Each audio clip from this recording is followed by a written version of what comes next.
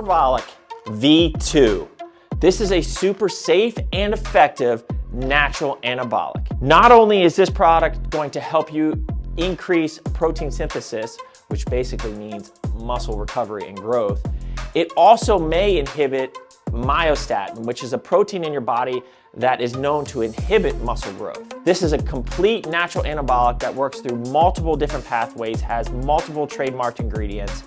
If you are a natural athlete looking for that edge, Corbolic V2 is what you need. Get yourself some. All right, everybody, welcome to this week's episode of the Pro Physique Code. We're into week 3 of 2025. January lasts a long time. Feels like it, doesn't it? Does anyone agree? We still have a whole other week of January, like another 10 days. When this podcast comes out, you'll only have like 3 days, but I don't know. I feel kind of the opposite. I don't know if it's just as like, oh my God, I feel like it was just the new year and now we're almost a month in, but well, you have been cruising, so you know, you're living your best life. Maybe, yeah. I got some feedback from the cruise talk about you. Oh, well, I'm going on another one in April, so we'll have more and even an even better ship too. So you need to start a travel channel now, Lexi. Well, so I did actually post a lot of TikToks when I was on my cruise, and I got a lot of views on some of those.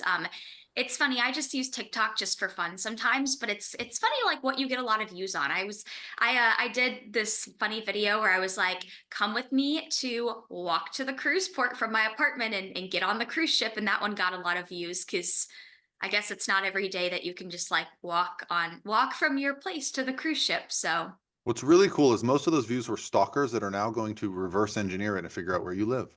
No, I'm not worried about that because I always think about that too. Like I'm also in my YouTube, I'm always really careful if I'm vlogging outside to like not make it obvious where I'm at. But if I'm being very honest, I live in an area where there's so many different apartment buildings. And the good thing about my building is you have to get a fob. You have to have a fob to get into the building and you have to have a fob to get to your level. So I'm not that worried. Yeah, she lives in Miami for anyone that's listening that's trying to find her. I live in Miami, and don't worry, I have my pepper spray ready if needed. So she has a large dog, the biggest dog ever. Right. But you'd be easy to kidnap, Lexi. You're not very big. Well, I not to go off on a tangent, but if anybody wants to hear a story, I was almost kidnapped as a child. Like I did have an incident where I wasn't taken, but I had a guy try to get me to get in his car saying he had a dog, and we had to get the police involved. And I honestly was not that young either. I was I think in middle school, but I was like out running one day in the neighborhood, and yeah, we had to get the cops involved, and it was very sketchy, but here I am. Yeah, that's wild. Ooh, no jokes about that one. All right, that's great. Considering I have a 4-year-old daughter, I'll have to my gun collection. I think no, I think Paul, your area is a lot like this was in a neighborhood that was like it was kind of out it wasn't in the middle of nowhere, but it was like 3-acre lots. There wasn't a lot of it wasn't like a yeah. No, I'm not worried about my neighborhood. That wouldn't be a problem. It's yeah. Well, anyways, so this is randomly off topic. We were talking about how it's like cold and nasty outside here in Florida. And I'm in one of those moods to where like I have the fan going and I have a heater under my desk. You sound like you just got over a little congestion. My allergies are kicking up today. Well, let's talk about how long prep should last. We'll talk a little bit about, the length of time for a competitor to get ready for stage. And then we'll talk a little bit about, discussing that from a coaching perspective, client perspective, how those conversations should go. Because I think it's that time of year. I mean, this year, I feel like the shows are starting a little bit later, especially in Florida. The Clash is not happening. Tim Gardner does have a new show this year that's a little earlier than his first show of the year is usually like July, but he's got one earlier in the year. But still, like, I even noticed they pushed back Junior USA's 2 weeks. Like the first national show of the year is 2 weeks later. So it just feels like things are getting a later start, even though the Arnold is a week earlier this year. So, Yeah. so it's just, I think it's a good time to talk about it because I've had a lot of people, I've had this conversation a lot lately, like new athletes, what's our strategy? Um, so I think it's a really good topic. Yeah, I think Yeah. this is a great time of year to talk about this too, because I think most of the time, newer competitors, especially, overestimate how, or oh yeah, I guess overestimate how long it's, or underestimate, I'm sorry, how long it's going to take for Yeah. them to stage lean. And Evan, you've said this many times before on this podcast about how, in the nicest way possible, most people have more body fat to drop than they think. And I always like to say, like, being lean off stage does not equate to being lean on stage, right? So I think this is where a lot of times you get somebody who's very new to the realm of competing, and they think, like, they don't realize how lean you have to get, right? Mhm. Like, I think we all know you could be very lean off stage, but that doesn't mean you're going to look good on stage, right? Like, you have to take it to an extreme level of leanness. So oftentimes it's going to take a little bit longer than most people think to get to that point. I've Yeah. had a conversation a lot recently too, especially with some athletes that have coached themselves initially, right? They coach themselves in their first few shows and then they come to work with me and I tell them, hey, this is around where I probably think your stage weight is going to be or where it needs to be. Obviously, that's not set in stone, right? Like we chase a look, we don't chase a number, but there is a correlation between the two, right?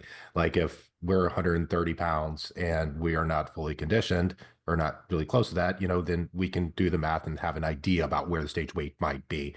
And a lot of these athletes will kind of get taken back by that, right? They're like, that's so light, like that's so small. I'm like, but you look bigger when it's like that. And the same thing too, especially when it comes to females, right?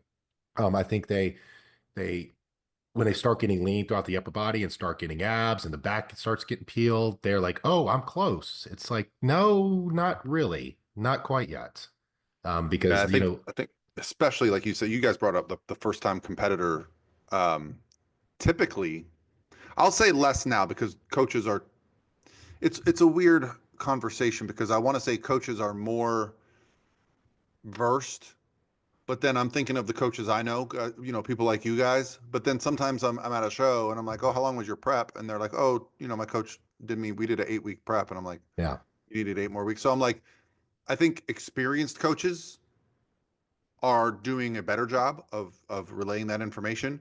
I think the problem is with prep coaching is that there's no requirement to say you're a prep coach. You can either have a great physique yourself, have worked with a coach, or or you just get lucky and you have someone walk into your gym, message you, "Hey, I want to do a show. I saw you were there."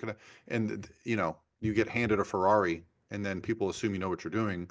But for the most part, the experienced coaches don't make the mistake of thinking, "Oh, I don't want to be ready too early." That was something I used to hear a lot of. So let's talk about each of our first preps. I think this is a good indicator of our background because I know we've probably talked about it a little bit on the podcast, but probably not all at once. So let's start with you, Lexi. Your first prep. How long was it roughly? Give us some ideas about it. I think you were self-coached, right? No, I did have Or one did coach you? for Okay. that, and it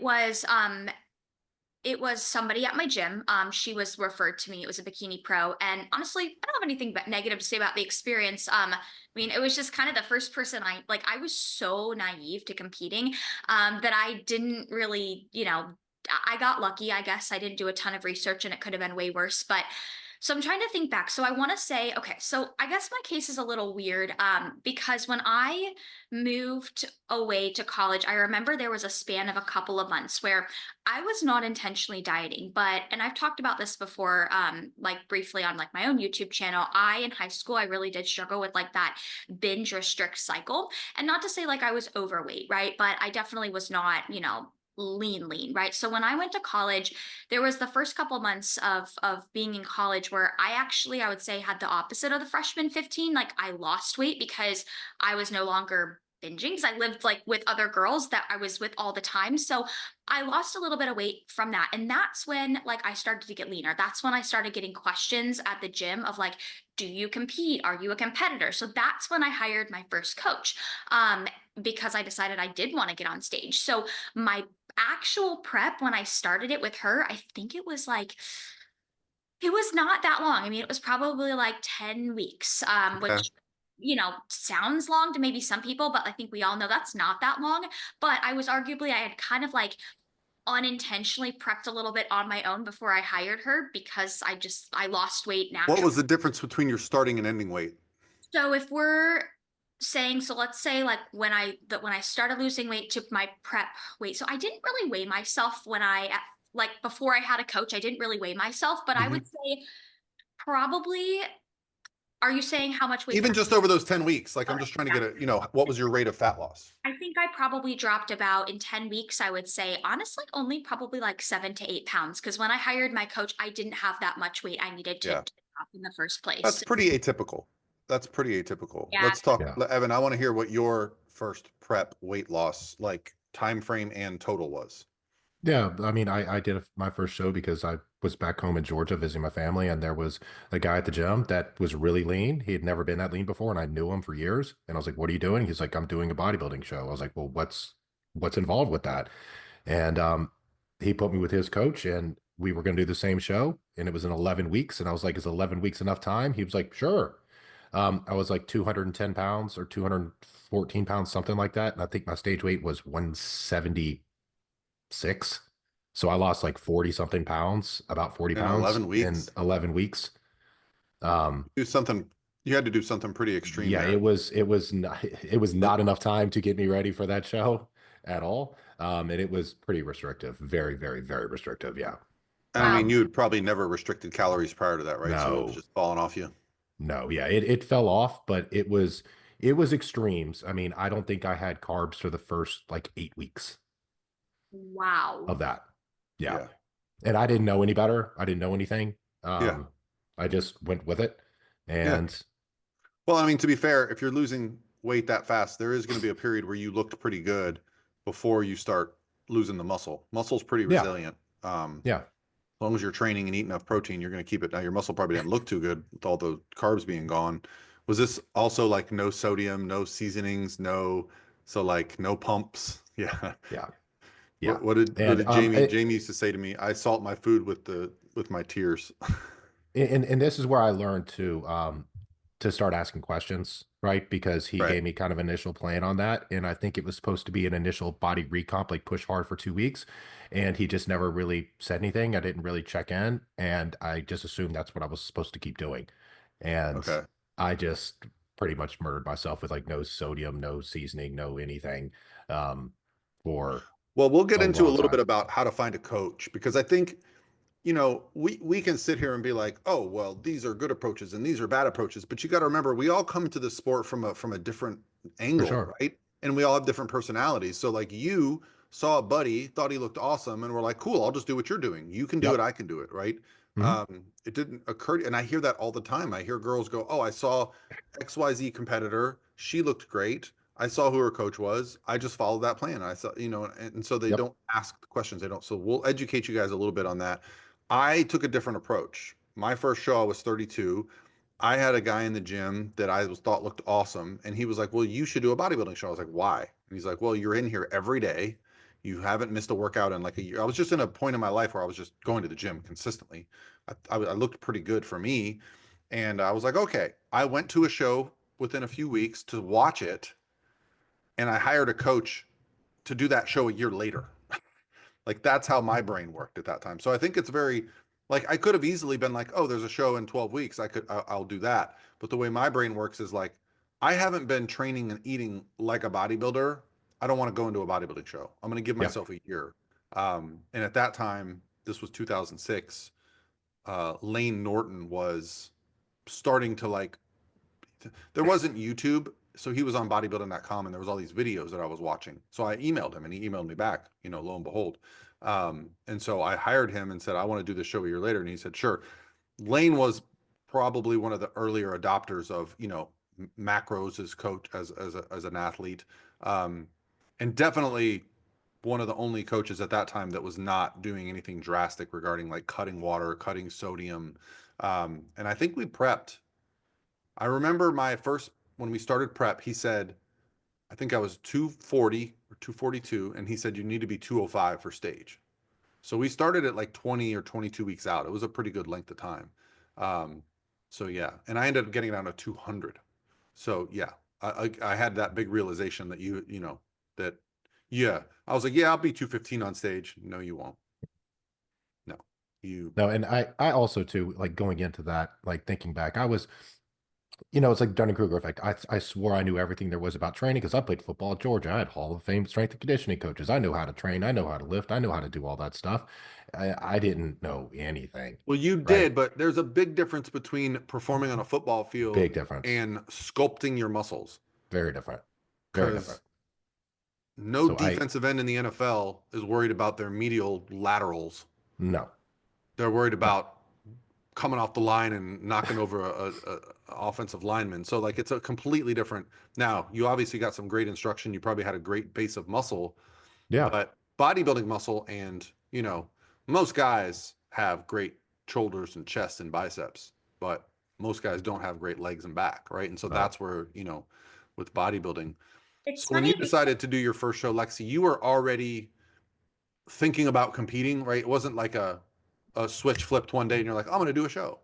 no, I gave myself some good time to think about it. And that's one thing, like, I will say I generally am somebody who I don't really like act irrationally. I usually think about things. So yeah, I mean, I was a gymnast growing up. And then when I quit that, I really wanted like something to continue to do. So that's when I got into running for a little bit. And then I joined the gym and I had been weightlifting for like the end of high school. I was weightlifting. And then that's when I went away to college, I still continued to weight train. I went to the like crunch. I would take this little like it was called the Downtowner, but this like free little like Uber system downtown. I would take that Mhm. from the UT campus to Crunch, and I would go there every day. And that's yeah. So I was weightlifting there, and then that's when I started getting questions of like people would be like, "Are you?"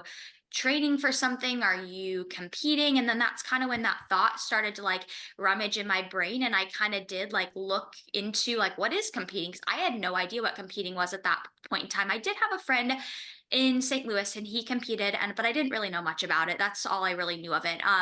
So yeah, so it was a thought I had for a while, and then I think I after like the new year had happened, I really was like, all right, I'm gonna hire a coach and just go for it and see what happens. And what year was that, Lexi? I feel like that's right about the time I met you initially, too. No, I think that was it with this. I think this was before I met you, Evan, So I because met you in like 2019, I yeah, think. it was right around that time. And because it's funny because I remember in Crunch I had seen Erin Stern Hmm. times in there, and I remember talking to her a little bit like as I was having this thought of maybe competing because I had Yeah, that's what I thought. That was like rings a bell when you said the downtown and the crunch and all that. Like all this is yeah, coming yeah. back. Yeah.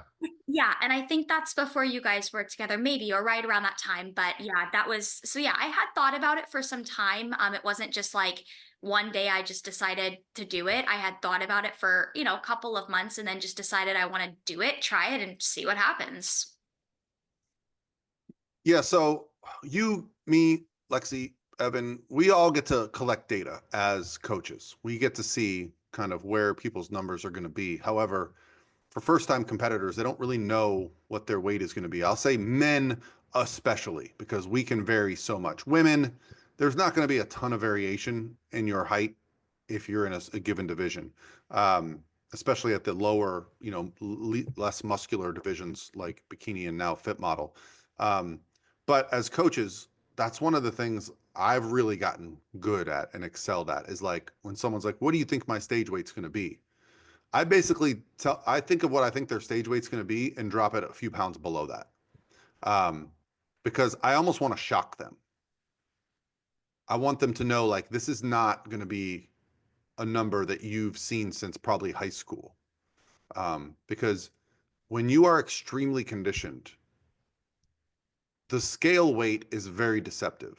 You will look like you weigh a lot more, especially in pictures and videos. And this is where you get a lot of like the the accusations of being not natural because you'll see somebody in a picture and you'll be like, they're huge. And then you'll see them in person, and you'll be like, they don't even lift, right? That visual difference. But I think for myself, my first prep, the first thing I did was, and this is something I've talked to a lot of competitors about this year, go to a show. Um, and go to a show and watch and see where your eye goes. And I promise you, the leanest person on stage in every class is where your eye is going to go. Yep. There's just something, as we talk about it at a show, the naked eye test. It doesn't always show up in pictures. The Gilco and the Phil, those videos, those capture it a lot better than typical like iPhone videos. But when you're there in person, you see, wow, why are my eyes stuck on this person? It's hard to explain when they have thin skin, full muscles, and that look is not generally going to be very comfortable to obtain. No. Yes. Yeah, I always kind of say that the stage lights and the the tan and the glaze, it kind of adds a little bit of weight to people. Like you see competitors on stage, and I think that's why there's so much value in going to a show and like seeing the competitors on stage, but also like being able to see them off stage too, because usually like you see them off stage and you're like, ooh, like especially for bikini, you're like, ooh, gosh, they're tiny, right? And then you see them on stage and you think they are a lot bigger and fuller and more Yeah. muscular than they actually are. So it's a hard like concept to really explain until you've actually experienced it for yourself. But I always feel like the stage kind of adds a little bit of weight, like healthy weight to people's frame. Mhm. No, for sure. I mean, I've talked about this at nationals a few years ago when I competed there. I remember watching like the A and B class from men's physique, being like, these guys are gigantic, like humongous. Like I can't stand next to these guys. And I went backstage because nationals is a big show, and went backstage, start getting to my class, and the guys got off stage, and I was literally double their size. But I mean, you just can't tell, when you're sitting in an audience with that because everything's to Yeah. scale, right? And they looked good, they looked full, they looked bursting, they looked great. But there's height classes, especially in the amateur divisions, for a reason for that. And if you have the opportunity to, of course, go to a local show and see people on stage and then be able to go stand next to them, I think that's incredibly beneficial because it puts things Yeah, into so perspective. you just reminded me, Evan, the first bodybuilding show I went to, I watched a guy up on stage and I would have swore he was, 200 pounds and just chiseled out of granite. And he won everything. And when he came into the audience, I guess I was sitting by like someone he knew or his family. Mhm. He still hadn't put his clothes on and he was out of the lights and he had like a tank top on and he might have been 155 pounds. But he was like his skin was invisible and Mhm. it made an impression on me like when it's time for me to get up there, I want to be the leanest guy. That's something you can control. Like you can Yep. control your conditioning. You're not going to control your genetics to a degree. You can control a little bit about your muscularity, but even that's highly genetic. And then, time in the gym. But how conditioned you get on stage, that can come down to like, man, another 2, 3 weeks in prep can sometimes be a huge difference. Um, and yeah, it's just so impressive to see in person. So I always err on the side of caution, especially if it's someone that I haven't worked with. So this is where we can get into like finding a coach or discussing prep with a coach because oftentimes I'll get on a call with someone and I'll be like, okay, so I'll ask all my questions and I'll be like, okay, what questions do you have for me? And they'll be like, well, I feel like I know you. And I'm like, okay, here's what you need to ask. So Yeah. this is Yeah. where we can talk about what you should be asking, right? Like, so a great question to be is like, okay, if you want to compete, what's your timeline? What's your process? How do you see this going? Like, because I always call it reverse engineering. I say, what's your ultimate goal for the season? Mhm. Okay, that's it. Okay, so here's how we reverse engineer that. Here's the shows we should do. I mean, the one thing about, being a prep coach for a decade now is I've basically heard of every show. I have a weird brain. I know what shows are in what month. So if you're like, "Oh, well, I'm from Indiana." I'm going to be like, "Oh, there's this really good show in Indiana in June, Mhm. that I had a girl win an overall at a couple of years ago and then she turned pro at, Universe." So like you start to make these connections. So like that's how kind of the conversation goes, but that's what you should be asking on this call is like based on everything I see here, what's the best way to get from where I'm at to where my big goal is? Absolutely. And something I want to bring up real quick, and I know we've talked about this like, gosh, it's probably been a while, but something that I don't want to necessarily say it's a 100% red flag, but something that is still very weird and kind of off-putting that I know we'll sometimes see is when you like go to a coach's website and you see that they sell like a 10-week prep or a 12-week prep and like you that you can literally buy like a 12-week prep. I feel like that isn't as common nowadays to see. I feel like that is more of like an old school thing, because I think people truly used to think like, oh, I'm going to step on a bodybuilding stage and oh, it's going to take 12 weeks. Like prep is, it's a Right. 12-week thing, when it's like it's not. It's so dependent on the person, where you're starting, etc. So I just feel like that's always a little off-putting if you're seeing somebody sell like a 12-week prep package. Well, I remember there was the girl that won the overall at Battle of the Bodies, not this last year, but the year before. I remember she was on stage because she won like the novice, true novice, and the open, I think. Mhm. And it was her first show. And if you remember that, she was talking, I think her prep was 8 months long Yeah. because it was her first ever show. And I Yeah. think to get to where she needed to be, and she looked very good, her prep, I think, was 8 months. Yeah. And sometimes for someone's first show, if they have a long ways to go, I wouldn't consider that an entire time a prep, because you're obviously going to be taking some breaks in between there. Like you just have to, because you can't diet straight for 8 months like that. There has to be something worked in. But I can promise you that girl is probably on a pretty damn consistent plan for 8 straight months and probably in a Yeah. deficit for most of that. Well, And and sometimes that's what it takes to get to stage the first time. Then you can reverse out of it and stay in a yeah, good spot. the first time you diet in your life, it generally goes pretty damn well. Like the body fat comes off in a pretty linear fashion. You see changes every week. That's why, like with our transformation challenge, which we've got about 3 weeks left for sign up. So if you guys aren't familiar, our transformation challenge, I'm going to do a little sales pitch here. It's $50. It has over 100 meal plans, training plans. We offer discounted guiding coaching with all of our coaches for the duration of the 90 days. But when we see the winners from this challenge, they're losing in excess of 30 pounds in 90 days, which seems extreme. But for many of them, it's the first time in their life they've actually been given proper guidance. Mhm. And their bodies are just like, wow, like they're experiencing fat loss at a rate faster than we would normally expect because they're optimizing everything for the first time. And I remember my first prep, we adjusted calories twice in 24 weeks. I gave myself 24 weeks. The weight just fell off and fell off and fell off. And I remember the first time he made an adjustment, I was like, oh, I have to like recalculate my macros, and we never got my carbs below 200. Um, so it was like this, you know, just linear. And then I did a show the next year and I remember being like, man, it seems a little harder this year, Yeah. so like Yeah, that's such a great point. Like, if you are prepping for the first time, not to say this is everybody's case, but like, because if you do get somebody who's maybe not prepped before, but they just have always like chronically dieted, that can be hard on them too. But like, if you're dieting for the first time ever, pretty rare for women, I Lexi. know, I'm I gonna pick know. on women right now. Women, Unfortunately, and yeah, I've had this discussion, they start restricting calories at an earlier age. Yeah. right, I right. never restricted calories once in my life till I was 32. Yeah. I was shocked when I first tracked my macros. I would have said, yeah, I'm probably eating about, 3,000 calories. There were days I was eating 4 to 5,000 calories because I was just like, I was eating whole boxes of hamburger helper. I was making macaroni and cheese and I was like, well, I like butter. I'll just use a whole stick of butter. Like that's how I ate. That's so funny.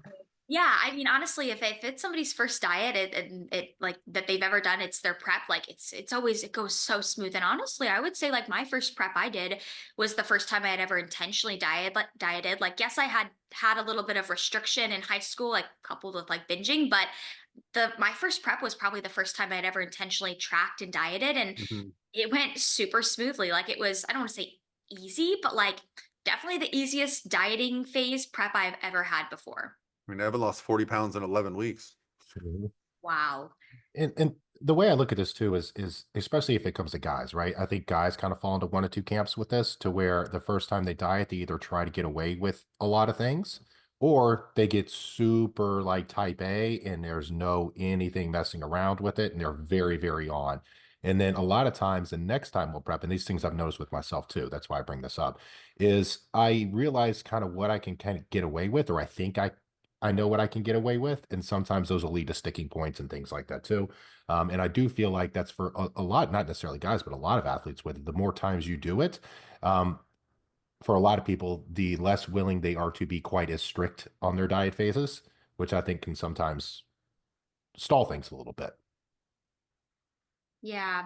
Well, Yep. I think also we should talk a little bit about and get into why it's not always good to have such a quick rush prep. Because I think we've all probably had the, calls where you get somebody on the phone and we tell them as coaches, like, hey, okay, here's what I think your projected stage weight is going to be. Let's say that's 20 pounds down, but they're like, oh, there's this show in 12 weeks in April and I really want to do it, but I'll do whatever it takes, right? Like, when you hear people say, oh, I'll do whatever it takes, I don't care if I have to push really, really hard. But there comes a point too where if you're dropping weight too quickly for a bodybuilding competition, you're going to be losing muscle, you're going to be losing that pop and that fullness, and you're just going to get on stage looking stringy, right? And like, you don't want that either, right? So there's this fine line between the rate at which we're dropping body fat in order to preserve and maintain that muscle. So that way you actually look like an athlete on stage and you're not just stringy and skinny. Cause like at the end of the day, prepping for a bodybuilding show is not just a dieting So contest. I've had this idea for years, and you guys will have to help me out if this is a good idea or not. I Okay. think this is also, I want you guys to comment in the YouTube section if you agree with this idea. I was thinking this year when I was at shows, I would kind of walk around and poll people what their height and weight was on show day, right? And then like put together go bikini division class A and go, okay, I polled 150 people. This was the highest, the lowest, and the mean. And this was the winners, when I see like overall winner, right? Because who Yeah. cares if you get last place? But just because I think I could tell you within a few pounds what everyone's going to weigh in a class, just because I've had thousands of people compete and definitely hundreds do national shows. So like I know unless you're an anomaly, you're going to fall within a certain range. Yeah. And not to say like I've had a girl win class B at a national show weighing 99 pounds. Mhm. I've also had a girl win class B winning 116 pounds, right? Both turning pro, 17 pounds different, same height class. Some of it comes down to structure, but we can safely say, and this might help people go, okay, how long should I prep for, right? So if you're 140 pounds and you're class B, listen, you're probably going to have to drop 25 or more pounds. So be prepared. Yeah. And I think that's a great idea, Paul. And it's one of those things that when we tell girls, especially shorter girls, that they're You probably know going what to we be could even under. do? Sorry to interrupt, Evan. We don't have to wait for the shows. I wonder if we could create a poll or a question on like an Instagram story, and I could just have people put it in, and I could Mhm. literally go through and just put it in an Excel spreadsheet, like one by line by line. You could do, I think, I've seen people do, I saw somebody do this like a year ago when she was trying to collect data. You could, Paul, I feel like the easiest thing to do here would be you could put up polls on your story, or you could just create like a Google, a Aren't simple. there polls on Reels now? I think I was making a post of it and it said, "Do you want to post a poll?" Yeah, there are, but it may be hard since it's not just like a this or that question. You could even do like a Google form that you just put a link to in your story, and then people can just type in like it, and then click multiple choice. That may be easiest. Yeah, I because also, I'd like to collect their height, their weight when they competed, and their placing, right? And then I yeah, can go, okay, we could get a couple hundred data points for each height class. I think that'd be cool to do. I might do a I, reel re- today and see if I can figure out a way to collect that data. yeah, Yeah. I feel like it would really only be beneficial for the class winners on there. Outside of that, I don't know how beneficial it would be with it because we've been to a lot of these shows, right? And Yeah. there hasn't been a ton of great conditioning Well, so what I'll do is I could recently. put down placing, right? Like Yeah. so like they can say, "Oh, I got 6th and I was 140." Okay. Well, Well, girl the same height got first at 125, that type of thing. yeah, and we can even talk to like I always like and I appreciate knowing some of the pros, like the bikini pros, like what they go on stage weighing. No, I know that that is not always super relevant for amateurs, but I think it's good to kind of grasp like how much muscle density they have, right? Like I think Ashley Kay, she's 5'5". Her stage weight is generally, I think it's like around 119, That would be 120. my guess. Yeah, that's her. I would guess 115 to 118 would be my guess with her. Yeah, she's pretty open about, I think that's around her I stage weight. think I was shocked, and I could be wrong. So if you guys are out there in bikini land, I'm not trying to, insult anyone, but I believe Ashlyn gets down close to 100 pounds, and Yeah, I'm she's sure. very muscular looking. I would guess she's like Yeah. 110, but I heard last year that she was like almost 100 pounds. I'm like, wow. Yeah, Yeah. she does because I've watched her stories before and she definitely is probably 100 pounds, like maybe even on stage. That's my I guess. Pretty know, wild because she yeah, looks completely dense in every exactly. muscle. And that's why I think like it's so interesting to hear these things like Amy Delgado. I know she's 5'2", and I think her stage weight is like 110, give or That's take. wild to me. too, right? Yeah. Zaraja fourth at the Olympia was 5'2", 117 on show day. Wow. Yeah. And that's crazy too, because like looking at her stage pictures and knowing, and seeing her in person, I would never have guessed 117 stage, but like I would have put her closer to probably like 110. So it's just crazy how, Yeah. yeah, I So think I like seeing that. people can have dense bones too. Like they really can at dense skeletons. Like that is, Raj is dense muscle. She's got yes. hamstrings and back, and like we've actually, we've documented how hard it was for her to keep muscle off. Mhm. But I think, when I'm looking at like, knowing Ari got fourth, I think we had her at about 127, Lana 127. They're about the same height, like both like 5'7", Okay. 5'6". So like that's a lot. It's a lot That's of a lot of muscle. muscle. Like, Yeah. so I don't always like to tell the amateurs what No. the pros weigh, because it can be a little bit sometimes disheartening. I, Um, but The weights go up the taller the girls get because they're it work. And here's the skews. It deal. definitely It skews. skews big time. And look, this is the part of it that if you're a taller pro and you are good and you're successful, that means you filled out your frame. If you filled out your frame, you have a lot of muscle at that. That's why someone like Ashlyn, who is a small person, she's very short, around 100 pounds makes sense, right? But she's filled out her frame. It's just a small frame. Yeah. But then you have someone who's 5'8", they're probably going to be close to about 120, 130 pounds on stage I think because that's like what it's Lauralee. going to take to Lauralee's fill their somewhere in frame. that 125 to 130 range, and she's obviously winning most shows she's Mhm. in. yeah. Because that's the amount of muscle it takes to fill out the frame at that level. Right. And I think it is like I do think that sometimes knowing the pros, like their stage weights, especially if an athlete's goal is to eventually be a pro, I think it can be really helpful because I think some girls they get in their head and they don't understand that they need to go through an extensive building season to Yeah. build muscle and put on that weight. So sometimes knowing like, oh, okay, this is what the pros like if I want to eventually be a pro, this is what those pros are weighing. Not to say that you have to be that certain weight to do well, but it's sometimes good to put things into perspective in terms of, the muscle density that's needed. I think this piggybacks all off like the length of preps and everything too, right? It's um, most people need more muscle and need to be leaner. That's most people with Well, it. and if you And prep understanding longer, that, you're going to keep more muscle, yes, and you're going to get leaner. So there's also those benefits. And then also, that's a big part of, people forget like prep. It's how you walk out on stage can change quite drastically over a day or two. And so, seeing athletes filled out versus depleted is a big part of it. So if you're ready ahead of schedule and you're a little more comfortable, you can bring food up, you can eat into the show. And that is the best look on stage, hands for down, sure. is a shredded athlete that's eating into the show, that's feeding in and filling back out. Um, if you're still trying to get that last bit of fat off the last week of the show, you're waking up the morning of the show going, please look good, right? You turn that light on in the bathroom. We've all done it. Please let me see what I want to see, right? So it's the judges are not judging your length of prep. They're not judging anything. They're judging the product they see under those lights.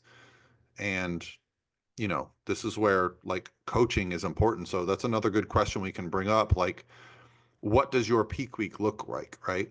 Um, because I've worked with, athletes. What's funny is I'll get an athlete from, say, a different coach, have the call, and I'll say, tell me about your peak week.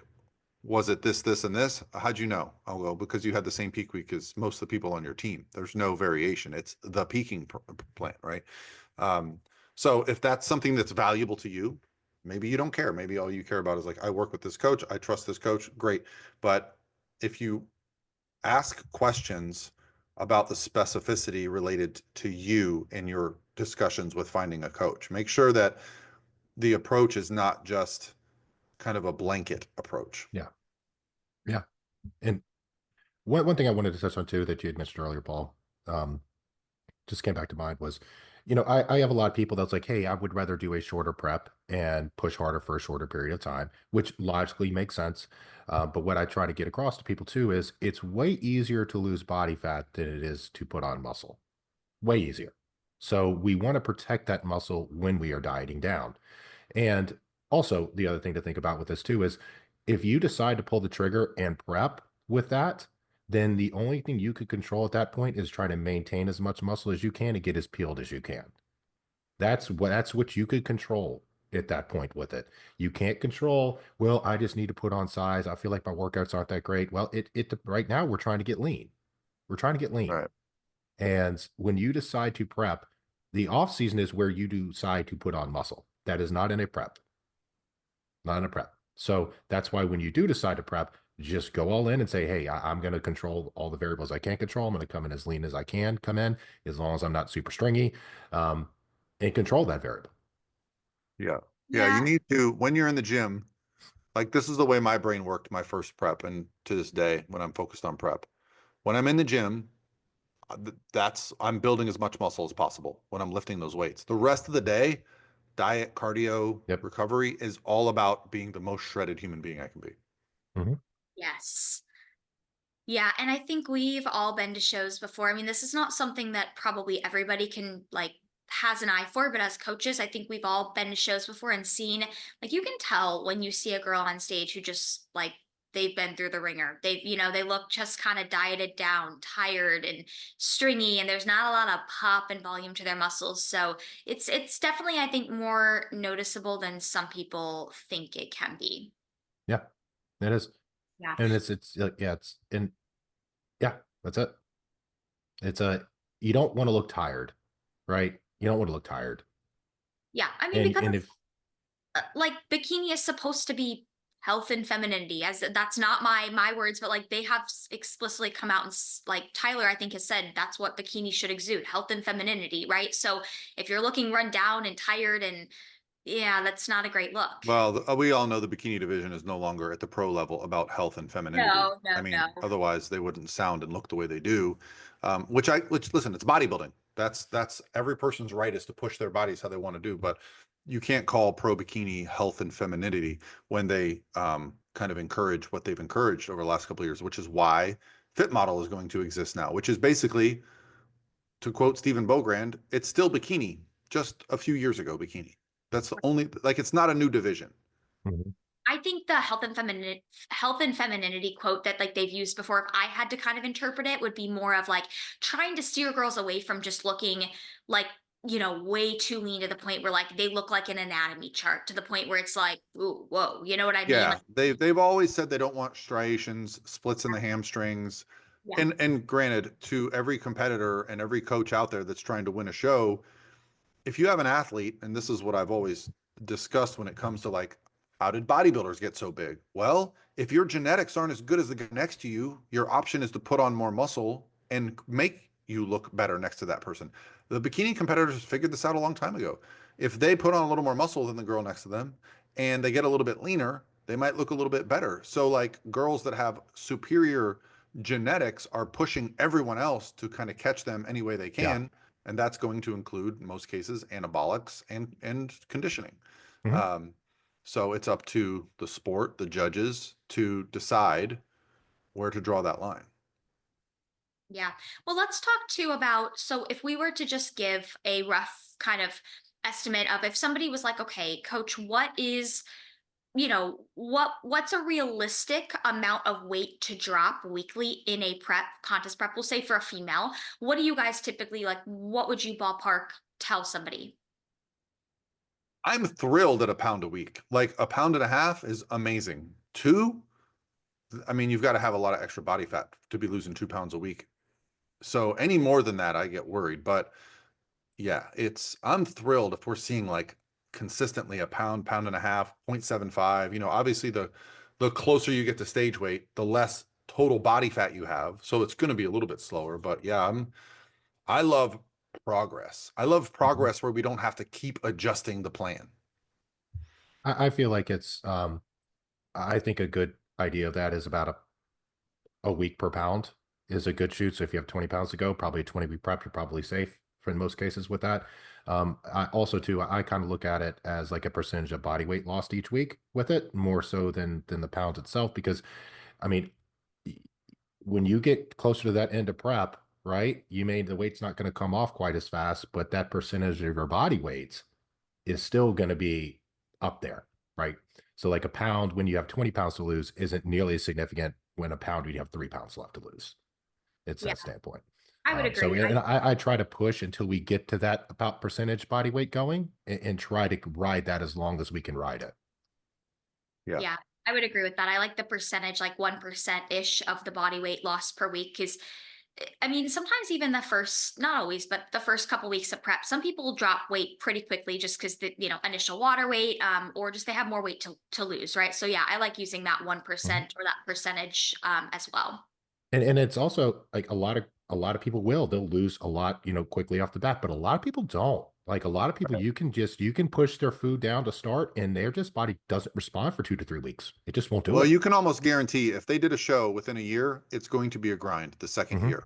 If they've taken 2, 3 years off, it's going to fall off at the beginning and then get tougher towards the end. But that's not always the case. I have some athletes that just do well at both sides, but they are typically a little bit more diligent coming out of the show. Lexi, I would put you in that category. We've never like hit incredibly hard sticking points with you, but you're never more than 10% over stage weight, right? You're not losing 20, 25 pounds per prep.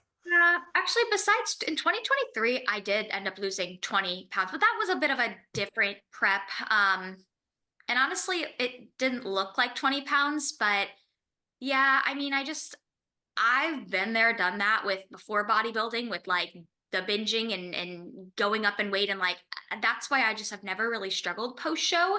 Not to say I don't struggle, but that's why I think I'm so like, ooh, I don't want to ever get back to that point. And plus, like, once you've prepped before, you know how hard it is to lose that weight. So I think you realize it's a little bit more in your favor to stay within ballpark range, just to make it easier on yourself. Yeah, Yep. Yep. and it's always things to consider in off season too. And it's we get these questions a lot, I'm sure, especially with new clients that we've never worked with before, where they come out and they'll say, well, how long do you think it's going to take to get ready for the show? And it's like, well, Yep. first I need a fair amount of information, right? Another situation, I just had a girl restart with me again. We're starting a prep now, and I've coached her last year into shows. And so I have all the data from last year and everywhere we go. And she's like, well, I just don't know if this is going to quite be enough time. I was like, if we progress like we did last year, yes, I think this will be plenty of time to be able to shoot for that. But then again, we will know more after the first few weeks, right? And kind of how everything starts moving That's there. super important. If someone's competed before and you have pictures of them and know their Mhm. weight and know how long they've been off, you can within a few pounds tell what they're going to be on stage, and that's Yeah. a huge advantage. So that's the first thing I do on a consult is I type in their name into the NPC News Online database and go, okay, let's see your pictures. Yeah. As far as coaching goes, that the fact that you can go back a decade and look up athletes, because Huge. I've even had some former pros that I've started working with now that want to do, they're getting ready for when Fit Model has their pro divisions. I was like, oh, let me go look up your pictures. What'd you weigh here at this show? What'd you weigh here at this show? And I can kind of Mhm. go, okay, cool. I know you've lived some life, you've had some kids, you've done some things, but you're still going to be around that if we want that look. So data really helps. Yeah. And it really helps too, getting their previous stage weights and then going up and seeing their pictures, because just because that previous stage weight doesn't mean it's what they should have weighed on stage, right? Maybe they needed to be leaner than that, or maybe they were too over dieted at that. So having that data and the pictures to back it up is extremely helpful with Yeah, that.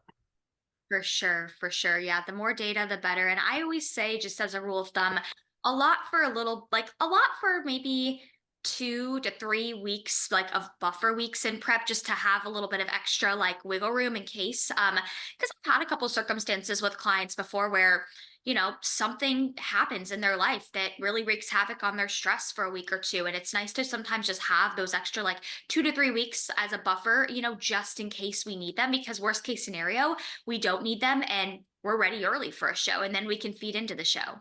Yep, we Yep. can feed, we can mock peak, we can do all kinds of cool stuff if we're ready early. And that's why I try to get across to people too.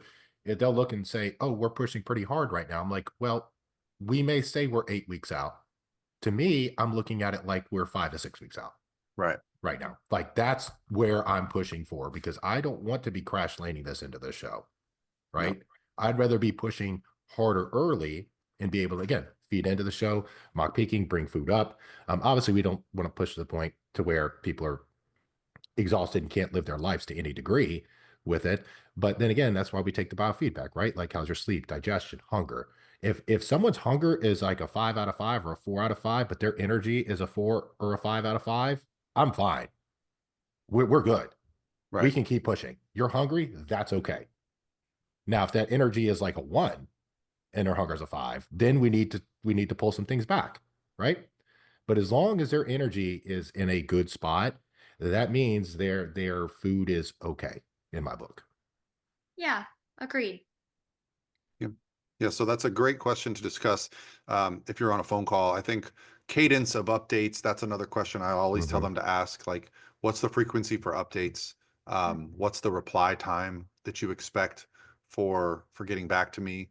Um, and maybe even like, what's the context of an update, right? So just replying like, great work, keep going. Maybe not enough. Yeah. Yeah, I think I think it comes down to two as a client, like knowing what you need, right? I know some people like a little bit more of that, like no fluff, straight to the point, like, hey, here's your macros and your cardio for the week. Have a good week. I know a lot of people like a little bit more detail. Like I know personally as a coach, if I'm just, I feel bad if I'm just telling somebody, hey, here's your macros, here's your cardio, have a good week. Like that to me is just not enough. But I think it's also just knowing what you need from a coach. Do you like a little Yeah. bit more of that detail, or do you like more of that like cut and dry response, right? So that is a great question though to ask in that initial consult.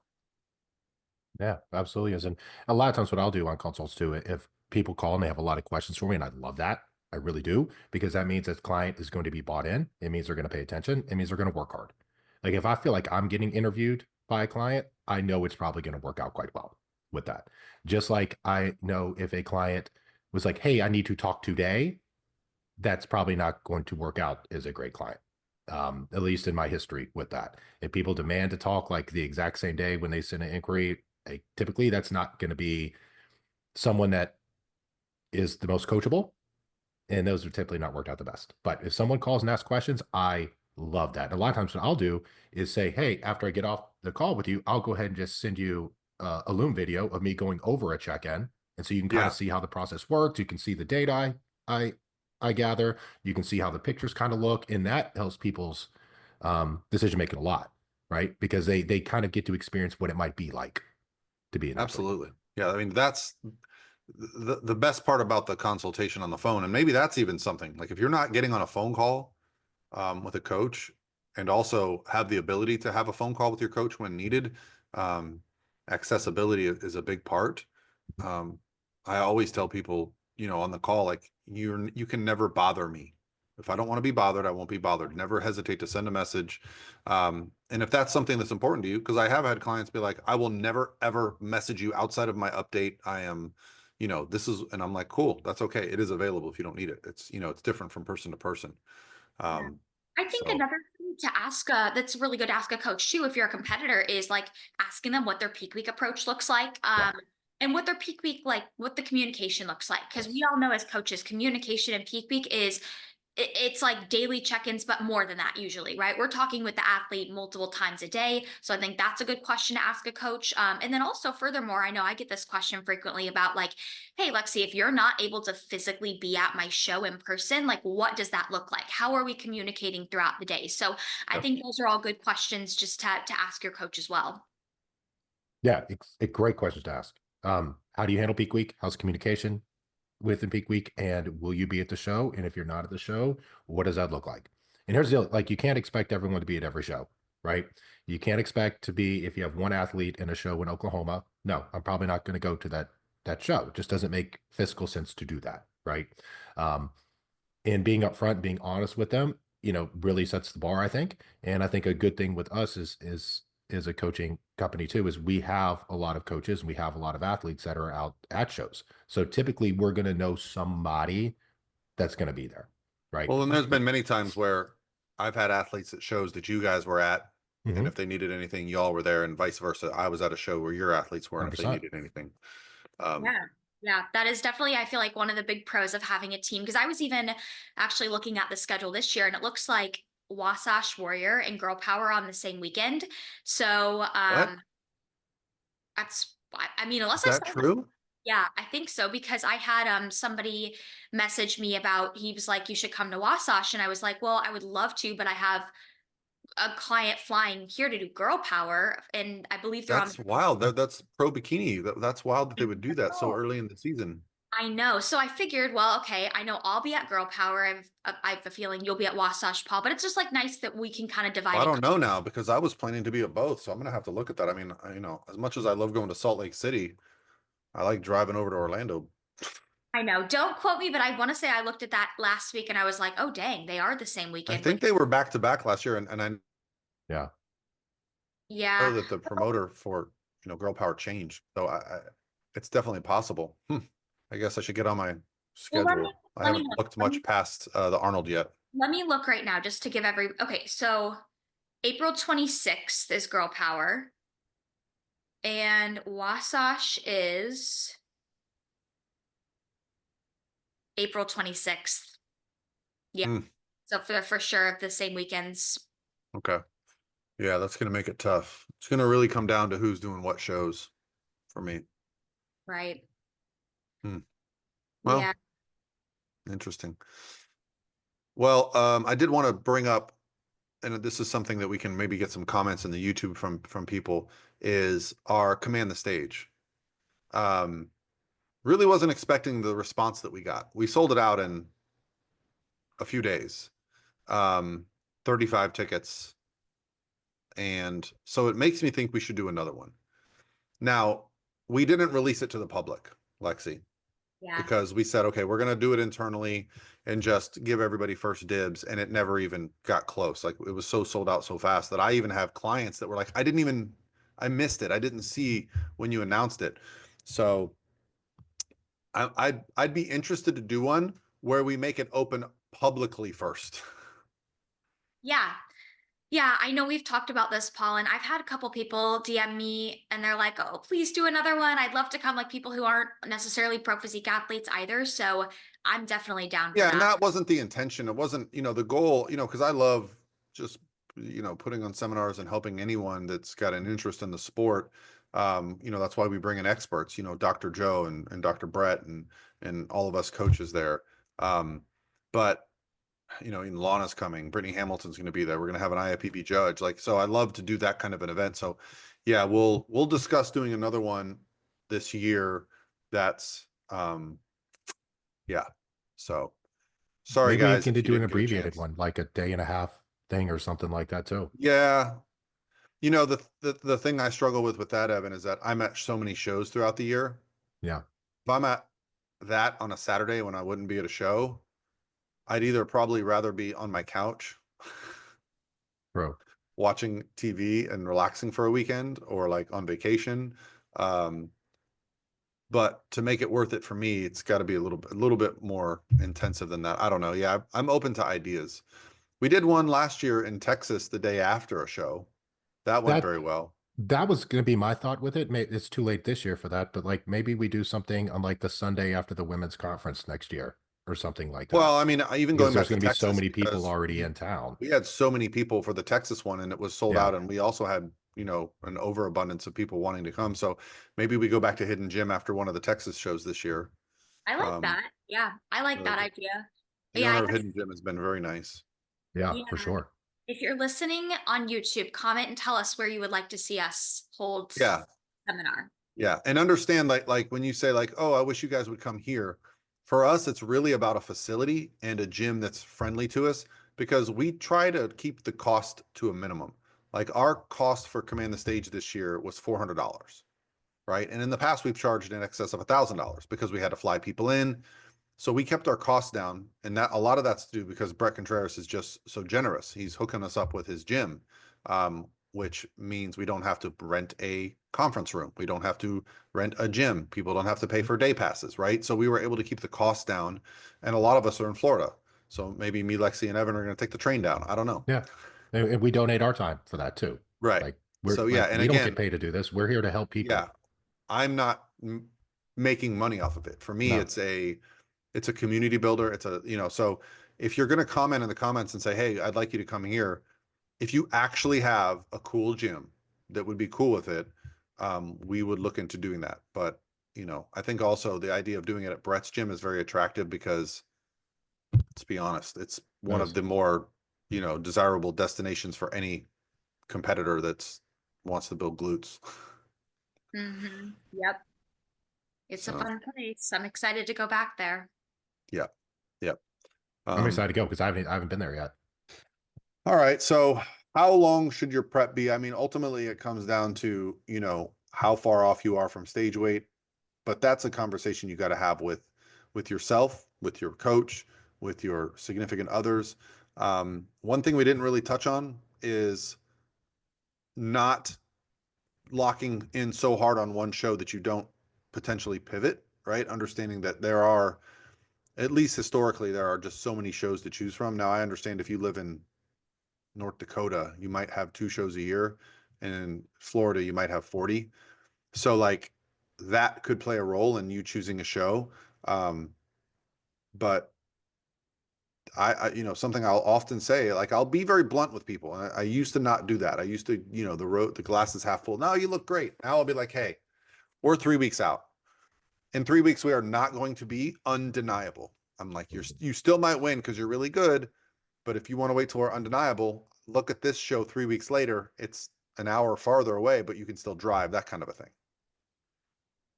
Yeah, I think it's good to Absolutely. be flexible and sometimes even maybe have, if you have the opportunity to have this, have a couple different shows kind of in the back of your mind. That way, if first one you're not going to be ready for it, you got one to kind of fall back on. So having like a plan A, B, and maybe C just to kind of ponder with, I think that's a great approach. And also too, you know, moral of the story with our podcast today: don't be alarmed too if you're talking to a coach and they tell you what they think your stage weight is going to be. Like if it sounds really low, don't be alarmed because that's most of the time that's normal.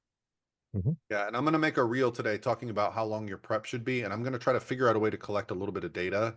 And I have a lot of data historically that I can, you know, like look at some of my girls last year. I'll look up, you know, their peak week check-in, their day of the show, the day before, their weight and their placing. So I can look up a lot of that data too. I think it'd just be fun to collect and just have like a reference and be like, yeah, Yeah. you're about this, you know, and you know, we could even maybe have like a little thing that says for more muscular, average, below muscular, right? So where Yeah. you're, you know, that would put you. I think that'd be really beneficial. I mean, we talked a while, like 3 years ago, Paul, about like average stage weights based on heights and things like Yeah. that. Well, And I I have it in still my use head. that. Yeah, I I use say it that. on the call all the time. I'm talking about a reference where you don't have to jump on a phone call with somebody, but Mhm. like, you know, I can look at you, your height, and the, you know, the division and tell you where you're going to be if you're going to be successful. Um, Especially bikini because it's so balanced. Like Yeah. wellness, I'd be like, well, I don't know. You can have 40 pounds of quads. I don't know. Like, Right. so yeah. Yeah, bikini, I would imagine. And I'm really interested to know kind of what the stage weights are going to be for a fit model too, based off the heights. I'm really interested to see what those are going to be compared to bikini. They're obviously going Yeah, to be higher. I don't think they're going to be Um, terribly different because I still think at the lower levels of bikini, it's still bikini. Like, you know, you go to an NPC show, it's still bikini as it was 10 years ago at that level. it You is. know, you might have one girl at a show that's like pro quality if you're lucky, but you know, you go to the pro level, it's a nationals, and then the pro level is just a completely different story. Um, you're going to get, It, yeah.